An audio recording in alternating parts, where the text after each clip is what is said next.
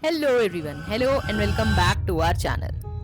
So, you know that the 3rd May paper of NEET actually got leaked and that paper was cancelled. But the answer keys for that paper were already released. Students must have already seen those answer keys, right? But that paper was cancelled. So, will the 21st June re-NEET exam be tough? Honestly speaking, it might be. Yes, probably it might be hard in a particular way, in a specific way. Because this time NTA will try to set a paper that cannot actually be predicted from the paper which got leaked, right? So that doesn't means that you feel scared or you feel anxious.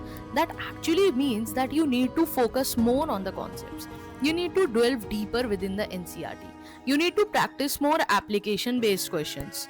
You don't need to focus on just the straight recall questions or just formula based straight questions, right? But if you are someone who was banking on the pattern matching, who was focusing on identifying the pattern of questions and practicing the same pattern, expecting that paper might be similar, then you need to stop here itself, right? You need to go back to the source material, you need to go back to the resources.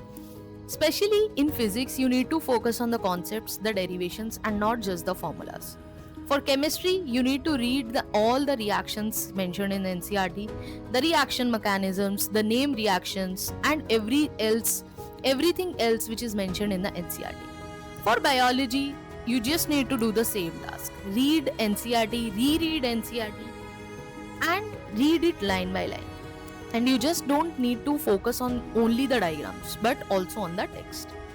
So, paper might change this time, but the rest of the things are same, right? You still have 180 questions. Instead, you have now 195 minutes for those questions. You the same syllabus, you have the same syllabus, the same offline pen and paper test. And the exam is harder to leak this time. So give it your best shot, work hard, and I am sure you will get your intended result. Thank you so much for watching today's video. See you in the next.